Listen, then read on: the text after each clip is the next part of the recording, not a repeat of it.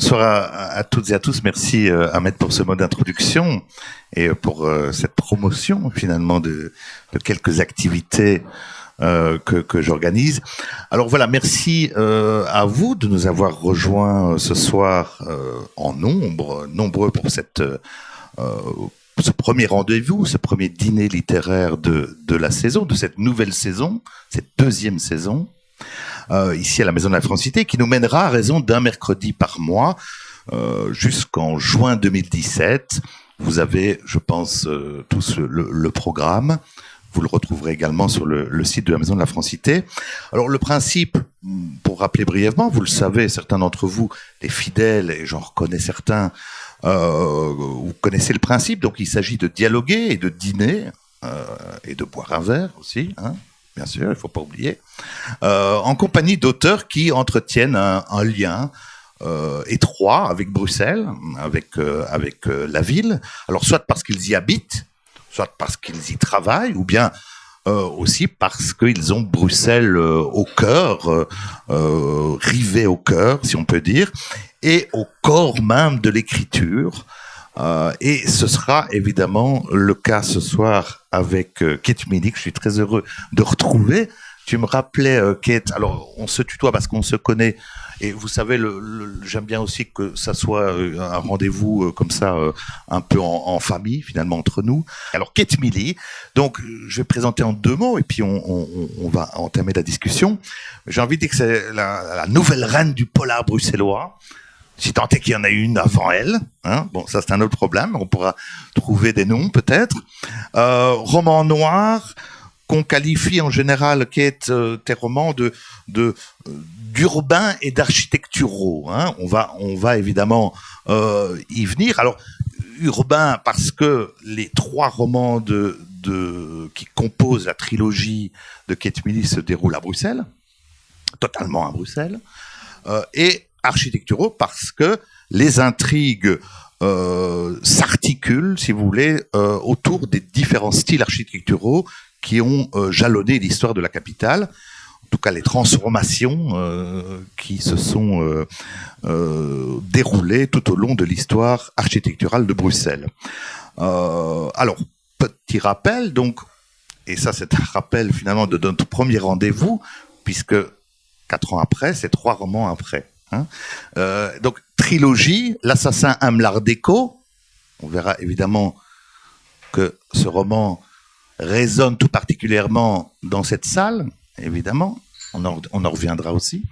Noire Jonction, deuxième roman de la trilogie qu'on a également ici, qui est axé autour de la jonction nord-midi. Et puis Peur sur les boulevards, dernier roman publié donc tous les 3 aux éditions 180 degrés, et ce roman, Peur sur les boulevards, qui nous entraîne cette fois-ci autour, on va dire, de l'histoire du voûtement de la Seine, des grands axes aussi de Bruxelles, et puis autour de ce fameux piétonnier. Voilà, j'entends déjà que ça fait sourire les gens, hein, mais oui, mais c'est bien. Donc, piétonnier qui a fait couler beaucoup d'encre, hein, on le sait, et qui, chez Kate Milly, fait plutôt couler du sang. Voilà. Donc j'ai donc écrit une trilogie qui met le patrimoine bruxellois en valeur. Avant, j'ai écrit un autre roman qui est paru en 2009, qui s'appelle Une belle époque. Alors Une belle époque n'est pas du tout située dans une ville, et Une belle époque se passe sur un forum internet où des personnes passionnées de la belle époque, passionnées d'art nouveau, dialoguent, se rencontrent, un petit peu comme on fait quand on est sur Facebook, quand on va sur les forums, on échange des idées. Donc mes personnages dans mon premier roman Une belle époque, voilà, échange au sujet de l'art nouveau. L'art nouveau pour moi est une passion. Et bon, voilà, être ici ce soir, pour moi c'est un grand bonheur dans une belle salle art nouveau, dans un bel hôtel éclectique néoclassique et dans un haut lieu comme ceci. On en reparlera. Une salle que tu connais. Voilà, une salle que je connais un petit peu. L'art déco, c'est la grande période de l'entre-deux-guerres, les années 20 et les années 30. Et moi, je connaissais moins bien l'art déco et je participe à une visite guidée en me disant, tiens, voilà, je vais un petit peu m'informer sur l'art déco. Et là, bon, qu'est-ce qui s'est passé? Ben voilà, le roman, donc L'Assassin aime l'Art déco, est venu à moi pendant la visite guidée. Alors je me suis rendu compte que dans le centre de Bruxelles, il y a énormément de lieux Art déco auxquels je n'avais pas vraiment fait attention jusqu'alors. Et là, le roman est venu avec les personnages, des meurtres dans des lieux Art déco, Bruxelles, voilà. Et à ma grande surprise, voilà. Je me suis mise, quelques années plus tard, parce que j'ai pas écrit le livre tout de suite, j'ai laissé passer le temps, et puis le livre est revenu à moi, et là j'ai écrit donc d'une traite en 6 mois, je pense, j'étais vraiment très prise par mon sujet, très prise par les lieux, basilique de Kuckelberg, hôtel Espérance, qui est situé tout près d'ici, à la rue du Finistère, ancienne maison de passe, devenue un lieu tout à fait respectable, Beaux-Arts, l'Archiduc, enfin, il y a donc j'ai mis en scène dans plein de lieux, ça m'a passionnée, voilà. Et j'étais très prise par mon sujet d'écriture. Pourquoi, je ne sais pas, ça s'est imposé à moi. Voilà, donc j'ai écrit sur Bruxelles. Et ce qui m'a vraiment passionnée dans ma démarche d'écriture, c'était d'être en fusion tous les jours sur des lieux que je traversais tous les jours sans faire attention à eux. Donc je sortais du boulot et puis je regardais les façades des maisons. Je disais, oh, c'est extraordinaire, ça j'avais jamais vu. Et là j'étais vraiment dans une espèce de transe et de rencontre avec des personnages qui ne me quittaient pas en fait. Alors après, bon, il a fallu trouver un éditeur. J'ai dit c'est très pointu, c'est bruxellois. J'ai envoyé à 2-3 maisons d'édition bruxelloises qui étaient intéressées, mais finalement, bon voilà, l'aventure n'a pas eu lieu avec eux. Et puis j'ai rencontré ce monsieur là, qui est assis là, Robert Naoum. Oui, Robert, ne te cache pas. Voilà, non, c'est toi. Et donc Robert a fondé et dirige 180 degrés édition, une très belle maison d'édition qui met en valeur le patrimoine bruxellois. Tout le monde connaît la collection Bruxelles ma belle, Bruxelles disparu, Bruxelles et le vin, Bruxelles brocante, ainsi de suite. Alors je me suis dit, bon, il n'édite pas des romans, mais j'ai quand même vu qu'il avait édité Monsieur Propre, un roman consacré à Monsieur Propre. Alors j'ai dit, mais moi je vais tenter ma chance. Et alors, merci Monsieur Propre. Voilà, l'aventure, en fait, c'est lié à Monsieur Propre. Voilà, un roman édité chez Robert. On peut commencer par le 3e ou par le 2e. Les 3 livres sont autonomes. Noire Jonction, c'est une mise en valeur de toute la ville traversée par la jonction, les gares disparues. Et en fait, j'ai écrit, comme je l'ai dit, L'Assassin aime l'Art déco, bon, tout comme ça, dans un état de grâce. Le livre est venu à moi, tout allait bien, voilà. Puis après, bon, avec Noire Jonction, c'était un peu plus complexe quand même. Et il n'y a pas de lien direct entre L'Assassin et Noire Jonction, sinon que j'ai puisé dans ma propre vie. Donc Noire Jonction, quand je l'ai écrit, je prenais beaucoup le train, voilà. Je faisais beaucoup la navette, et j'étais beaucoup sur la jonction. Et la jonction, on en parlait beaucoup. Et les trains, comme vous le savez, sont toujours à l'heure et roulent sans problème. Et voilà. Alors à plusieurs reprises, on s'est retrouvés, je me souviens, immobilisés sur la jonction aux heures de pointe. Et j'étais très impressionnée par le passage qui surplombe la rue des Tanneurs. Et je me disais, oulala, si le train déraille, on tombe là dans la rue des Tanneurs. En fait, je ne pensais pas écrire une trilogie au départ. Je pensais écrire uniquement ceci aurait dû être mon seul polar et mon seul roman se passant à Bruxelles. Mais comme Robert, j'ai vu un jour dans ses yeux une petite lueur et qui me disait, ce serait quand même bien, quel beau personnage que tu as, ce serait quand même bien une suite. Alors donc voilà, je suis partie vers une suite et alors j'ai voulu qu'elle soit un peu plus autonome et indépendante par rapport à Guillaume. Voilà, donc voilà. Alors évidemment, donc on la retrouve ici dans le dernier, sur les boulevards, mais au-delà du personnage, au-delà des personnages qu'on peut rencontrer dans les romans, finalement le premier vrai personnage le plus important, c'est Bruxelles, c'est la ville, son histoire, ses secrets, toutes les obsessions aussi des personnages à fouiller dans les endroits secrets de la ville, qui sont véritablement, qui prennent vie dans les romans, et à nombreuses reprises d'ailleurs tu personnifies la ville. J'ai pris un exemple dans le dernier là. Je te cite, quand on prend la peine de l'écouter, la ville peut raconter de nombreuses histoires. Donc c'est vraiment le personnage principal, c'est Bruxelles qui vit comme un cœur. D'ailleurs, quand on voit la carte de Bruxelles, c'est un cœur qui bat. Et je trouve que véritablement, dans ton écriture, c'est ce personnage de la ville qui est au centre du livre. Et finalement, les personnages des romans suivent un peu le pouls de la ville, d'une certaine façon. Et qui t'intéresse aussi, c'est de faire ce parallèle entre les fractures, les failles qu'on peut retrouver dans la ville et celles, justement, des personnages. Ça, c'est quelque chose que vraiment tu as beaucoup travaillé, me semble-t-il, dans les livres. Oui, à fond. En fait, je suis beaucoup dans l'interaction passé, présent. Dans les livres, ça passe maintenant, mais avec beaucoup de liens avec le passé.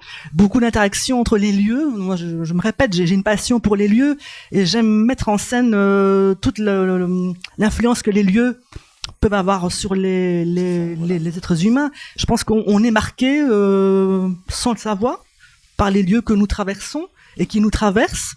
Et voilà, moi, c'est une chose que je ressens profondément et j'ai envie d'écrire par rapport à ça. Je suis très prise aussi par l'inconscient collectif des villes. Alors, ne me demandez pas une explication à ce que je veux dire par là. Je serais incapable d'expliquer ce que je veux dire par là, mais voilà. Et la mémoire collective des villes m'interpelle énormément. Et les villes, bon, rien n'est immuable. Les villes sont toujours en proie à de profonds bouleversements, de profonds changements. Bruxelles, tout particulièrement. Et l'interaction, l'influence ville-être humain, me fascine parce que nous vivons avec la ville, nous vivons avec les lieux, et la ville est là avec ses fractures dans tous les sens du terme, des fractures sociétales, fractures historiques, fractures architecturales, besoin de renouveau, ainsi de suite. Et l'être humain aussi. J'évoque beaucoup la zone, j'aime autant dire la zone grise qu'on a tous en chacun. Donc, pour rebondir avec roman noir, ainsi de suite. Quand on me demande si je fais du roman noir, je dis pas vraiment, même s'il y a quand même quelques pages noires quand même. Et moi, ce qui me fascine, c'est qu'en fait, rien n'est noir, rien n'est blanc, tout est gris. Et que nous traversons tous les jours des zones grises. Et que n'importe quoi pourrait nous faire basculer. Et que l'être humain est plus fragile qu'il ne pense. Et l'interaction entre les époques, les événements, est quelque chose que je mets en scène. Dans l'assassin l'art déco, donc on a l'entre-deux-guerres, les années 20, les années 30, sont des années terrifiantes. On pense au jazz, on pense à l'émancipation des femmes, à l'amusement, on s'est bien amusé, mais on sort de où? On sort d'un carnage, on sort de Verdun, et on fonce vers Auschwitz quand on est dans l'entre-deux-guerres. Et entre les deux, il y a Dachau, quand Hitler prend le pouvoir en je sais plus quand, en 32, 33.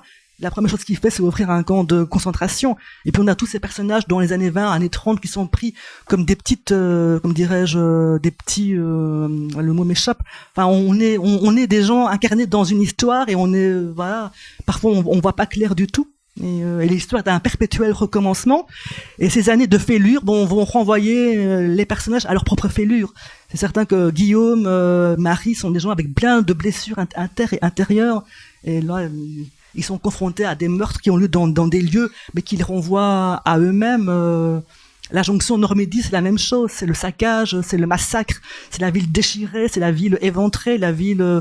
Quand on réfléchit un petit peu à cette jonction, j'y pense, j'y parle.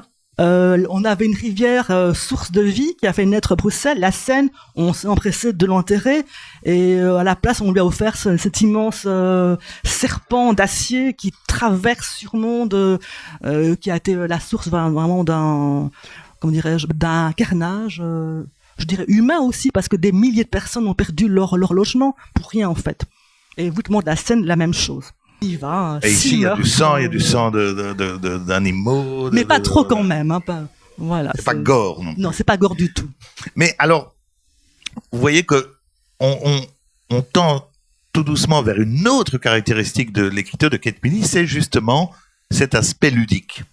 Parce qu'on peut penser que c'est assez noir, mais non, en fait, justement, ce qui est intéressant, moi, ce que j'adore chez Kate, c'est le plaisir qu'elle prend à écrire. Et on le sent en tant que lecteur, parce qu'elle s'amuse. Elle s'amuse avec les codes du polar, elle s'amuse dans l'écriture, et ça se traduit par des jeux avec le langage, ça se traduit par des mises en abîme. On retrouve, par exemple, Kate Milley elle-même dans ses romans, dialoguant avec ses personnages. Voilà, un personnage annexe, mais on peut voir Kate Milley au bar de l'hôtel Métropole discuter, boire un verre avec un des personnages. Parce que Kate Milley est dans le roman même écrivant un livre sur Bruxelles. Et donc, elle rencontre forcément ces personnages. Donc, il y a tout un jeu d'humour, de mise en abîme sur le langage, un aspect ludique. Et je vais vous en donner la preuve. Un petit passage, donc, du Peur sur les boulevards, le dernier. Et donc, c'est le personnage de Marie qui est entraînée dans cette histoire, dans cette enquête dont elle a du mal à se dépêtrer, et puis elle rêve un moment, et là, on va voir que les personnages peuvent avoir ce côté déjanté chez Kate Moody. Sa tête se mit à tourner. Forcément, elle n'avait pas cessé de tremper ses lèvres dans le vin blanc. Elle alla se recoucher sur le canapé, ferma les yeux. Quel carrousel, les rouvrit, les referma et finit par glisser dans un sommeil nauséeux. Elle rêva de François Anessens, montant sur l'échafaud entouré de soldats autrichiens habillés comme des moines cagoulés, murmurant la voix chevrotante « Approchez, vous qui veillez sur la ville, chacun son instrument de destruction à la main. La fin du monde va arriver, préparez-vous, la fin du monde va arriver. » Elle vit les corps décapités, ensanglantés d'Egmont et de Horn se relever brutalement. « Nous avons combattu pour nos libertés. Refusez la destruction de votre ville. » Elle vit le despote éclairé, Joseph II. Et le sanguinaire duc d'Albe, habillé comme des punks gore, métal, roulant un tombeau vert dans un corbillard sur le piétonnier en hurlant « On veut des parkings! On veut des parkings !» Elle rêva aussi de croisées, de moines franciscains et de la croix de Jérusalem. Elle se réveilla, regarda l'heure, 3 heures. Où suis-je? Où est mon lit?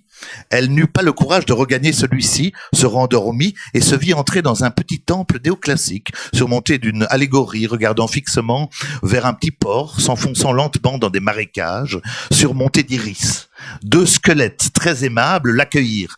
« Bienvenue Marie, vous êtes parfaitement à l'heure, l'initiation va commencer. » Vous voyez que on est pris comme ça dans une sorte de tourbillon, et je pense peut-être plus encore dans celui-ci, une sorte de tourbillon à la fois dans l'histoire, à la fois dans l'histoire des personnages et dans la ville qui... Et là, je pense que vraiment aussi le plaisir que dans Peur sur les boulevards, c'est vraiment finalement d'éclater les codes et de dire bon voilà, à un moment j'en peux plus des références documentaires, de l'histoire et puis j'ai cette impression là aussi, un peu plus de délire dans celui-là. Maison de la Francité.